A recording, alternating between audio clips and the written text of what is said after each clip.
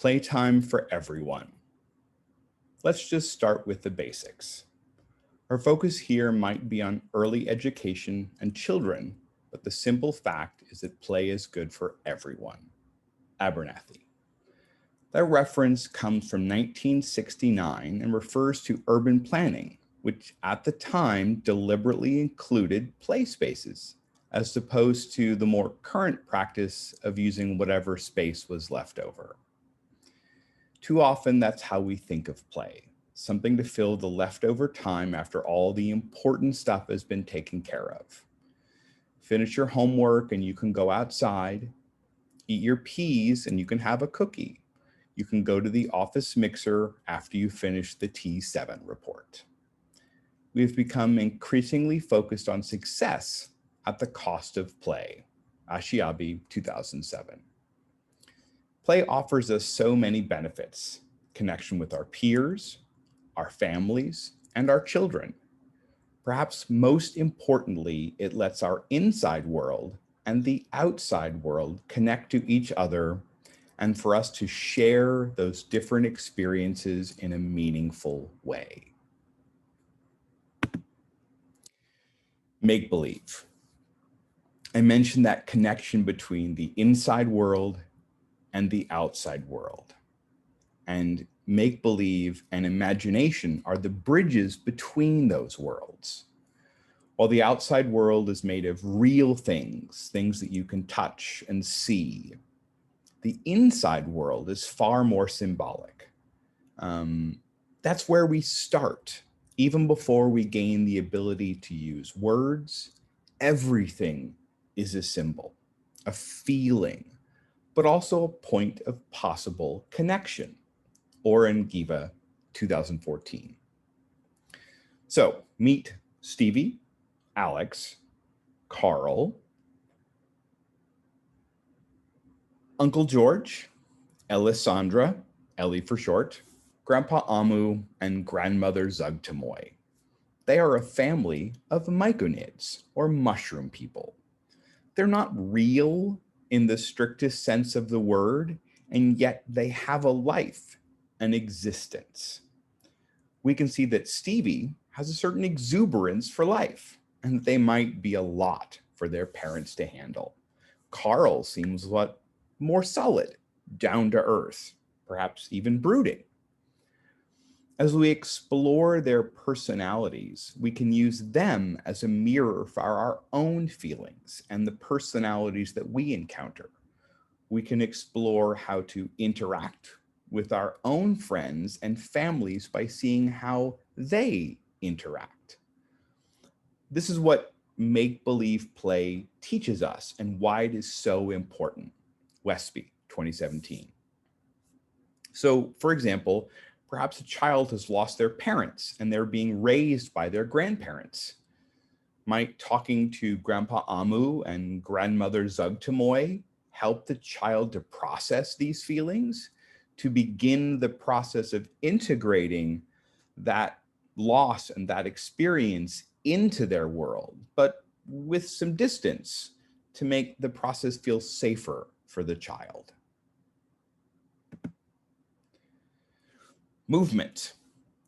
It's another one of those things that seems like such a basic part of everyday life that its importance is often overlooked. Movement connects us to the space that we inhabit and how exactly we fit into it. NASA knew long ago that how we move affects how we perceive the world and thus how we can react to it. Peters, 1968. Pilots use their sense of movement to help control the movement of the plane, just as a child might use their sense of movement on a swing to judge when to pull their legs in and when to push them out. They might even twist and turn about on the swing seat to see how that feels and how their body reacts. When I was about 8 years old, on a swing set at school, I let go of the chains when I was at the forward peak of my arc. I was sure that my inertia would keep me planted firmly on the swing seat. I was therefore shocked when gravity asserted its dominance and I fell backwards out of the swing, and the fall fractured my wrist. It was a lesson in movement that I have never forgotten. So movement allows us to learn to have a controlled response to all the various forces that act upon our body and to better understand and adapt to the world around us. Stergiou and Decker, 2011. Language. Another one of those foundational items, and something upon which so many other things rest. Language connects us to others in our social world, from the first sounds that parents make to their children, to the babbling that comes after, to the fully developed sentences that follow. Language and language play connect the symbolic world to the tangible world. Again, that idea of inside and outside worlds meeting. When you roll a ball to a child, at first they might just gurgle or make a noise. Ackle. This might progress to calling it a ba. And with that vocalization might come the memory of playing with the ball, rolling it, watching it move through space. Then comes the word ball and being able to ask about it, to ask to play with it. This might get to something like, can we play catch with the ball? I like that game. This whole exchange and progression is far more than just language development.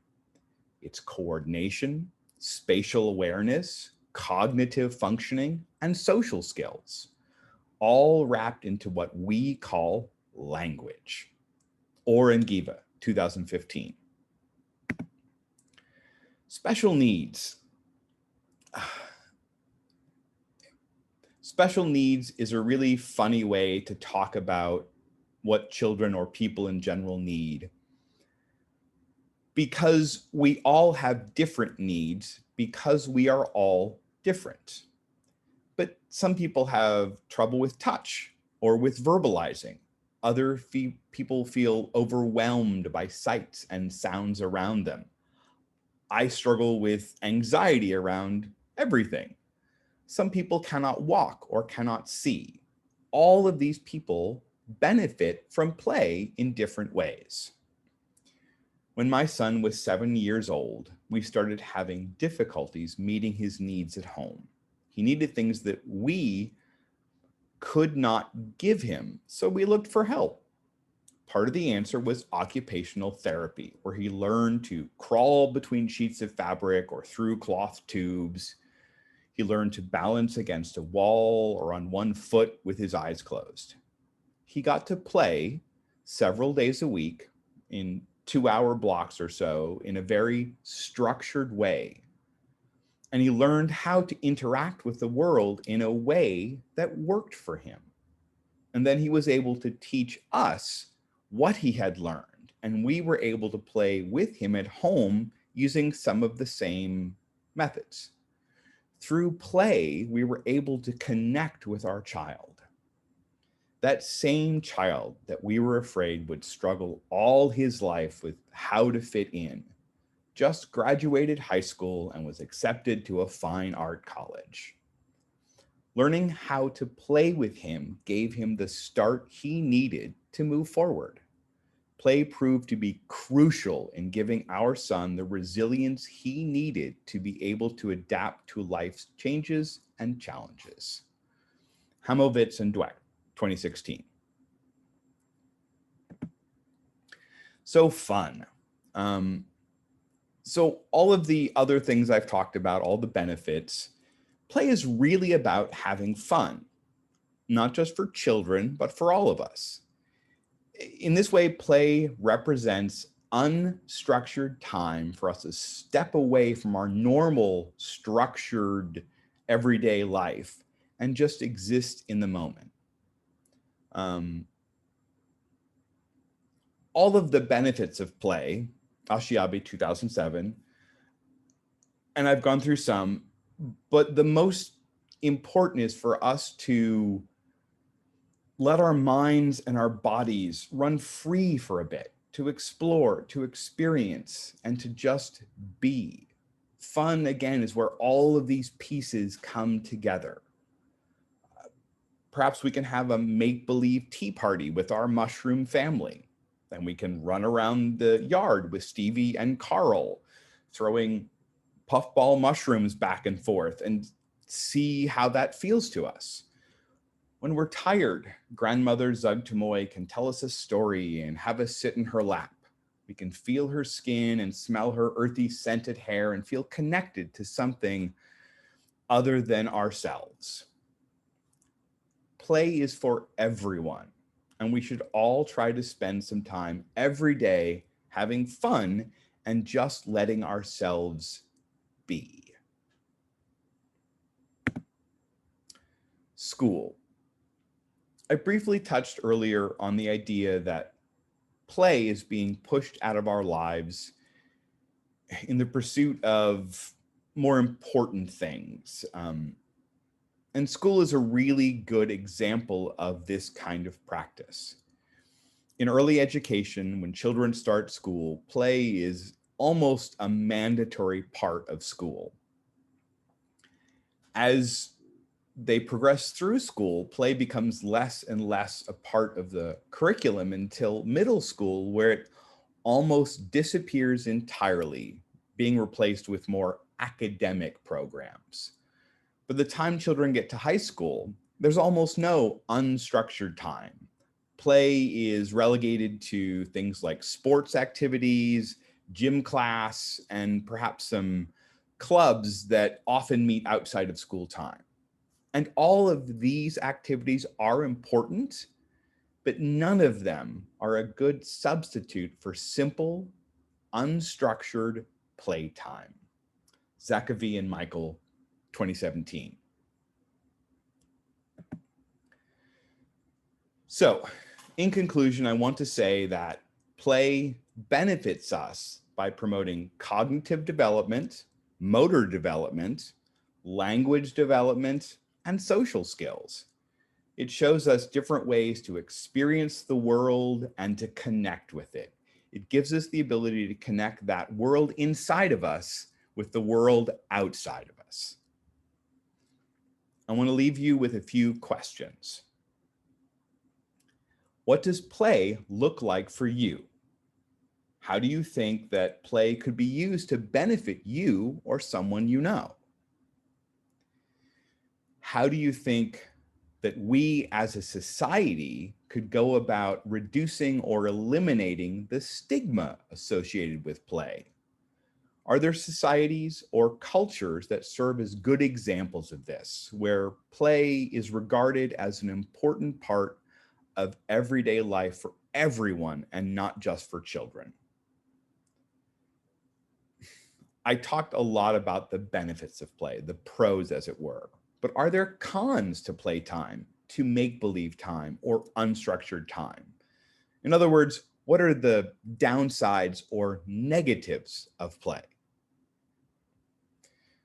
Thank you very much.